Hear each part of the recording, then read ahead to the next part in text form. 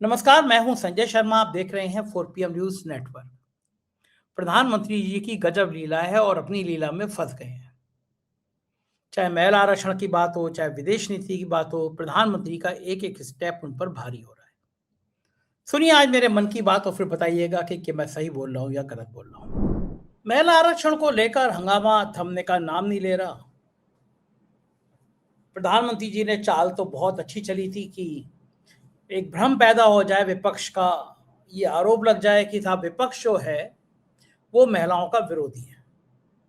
लेकिन जिस तरह से सोशल मीडिया पे बवंडर खड़ा हुआ और एक के बाद एक उन दुष्चरित्र भाजपा नेताओं की कहानियां सामने आने लगी, उससे भारतीय जनता पार्टी उल्टी फंसती हुई नजर आ गई।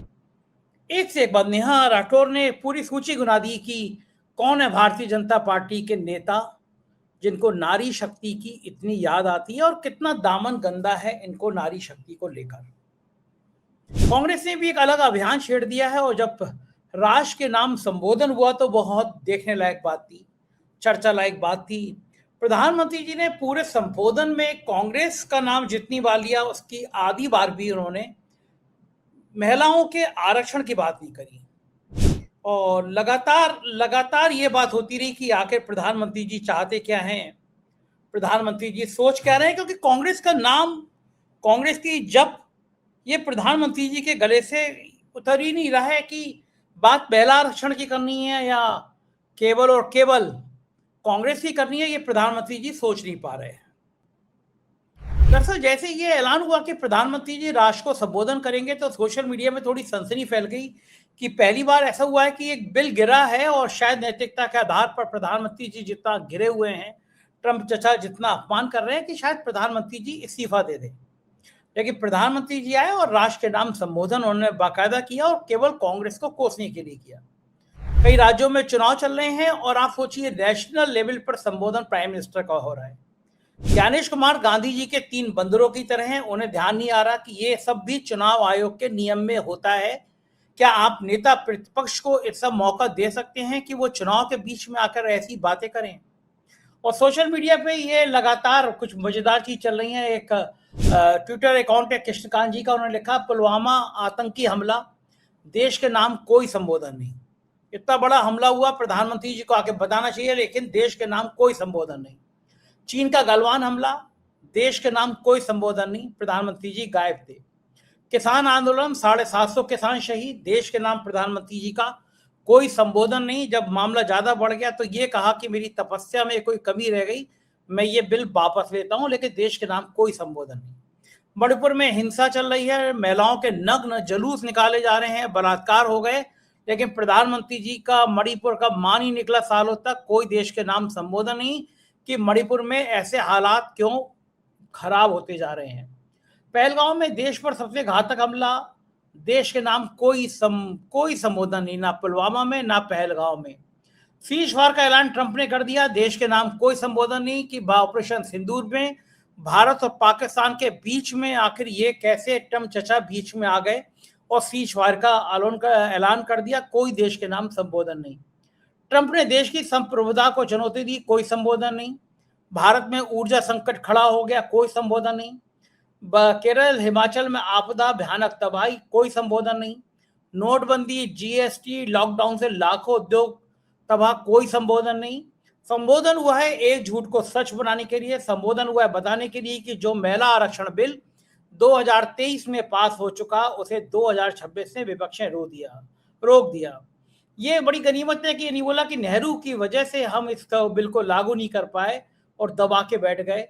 ये भी बात बोल देते तो बात पूरी हो जाती। इस तरह की सोशल मीडिया पे मजाक उड़ रही है।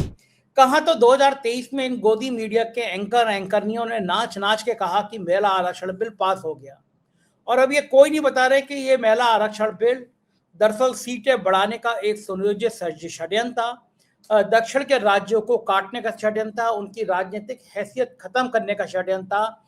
इसका महिलाओं के उत्थान से कोई लेना देना नहीं था।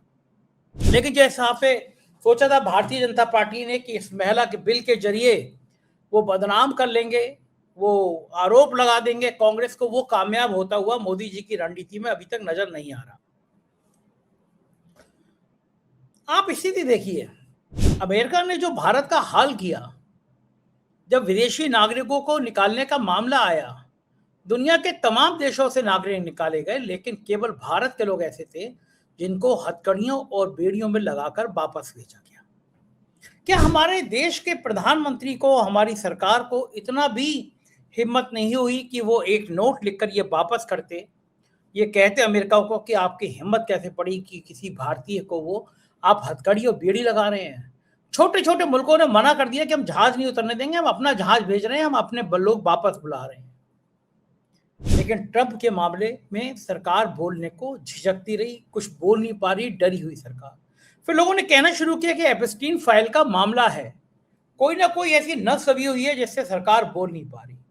हमने एप्स्टीन फाइल का मुद्दा उठाया तो हमारा नेशनल चैनल बंद कर दिया गया।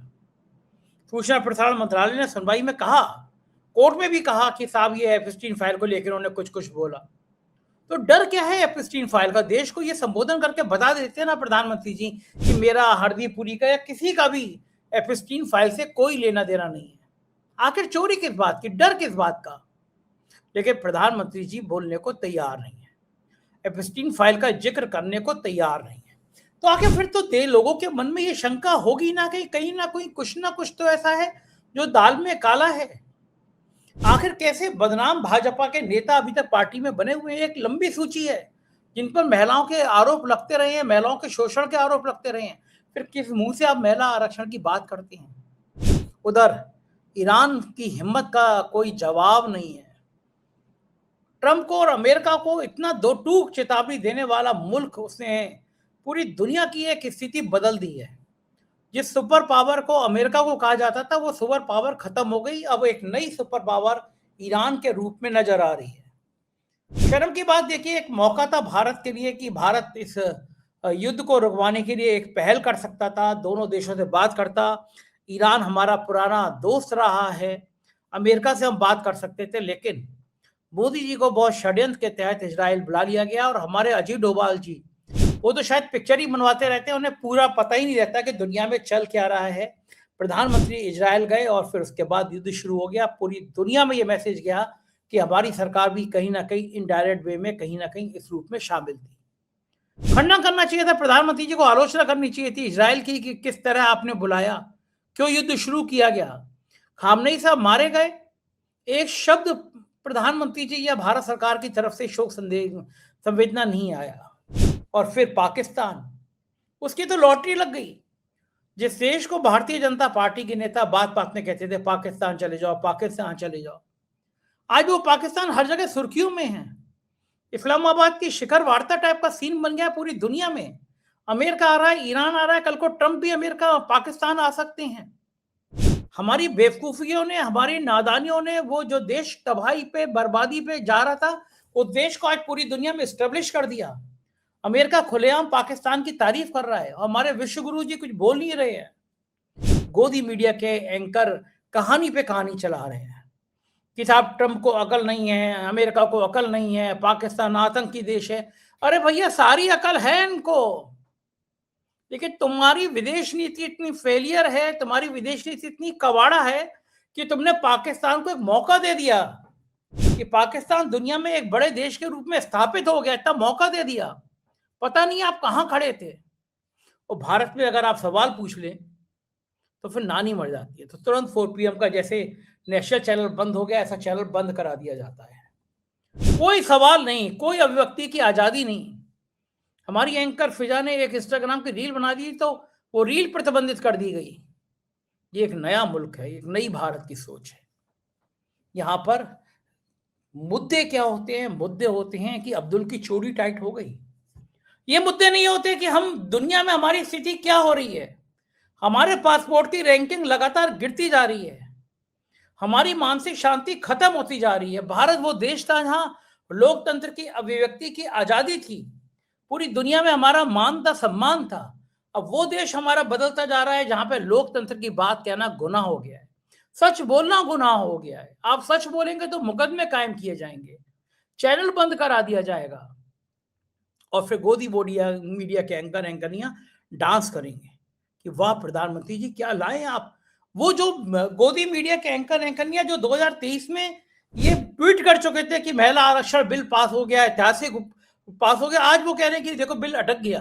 अरे भैया, बिल तो संदीप चौधरी जी ने, माफ कीजिएगा किस तिहाड़ी भाई का नाम निकल गया, संदीप चौधरी जी ने एबीपी चैनल पर भी धज्जियां उड़ाकर रख दी, बता दिया कि ये बिल तो पास हो गया। कब का पास हो गया? लेकिन दरअसल आपको भ्रम में रखने की एक बहुत सोची समझी साजिश है। आपके मन में कंफ्यूजन पैदा किए जाए, आपको भ्रम में रखा जाए, आपको गुमराह किया जाए।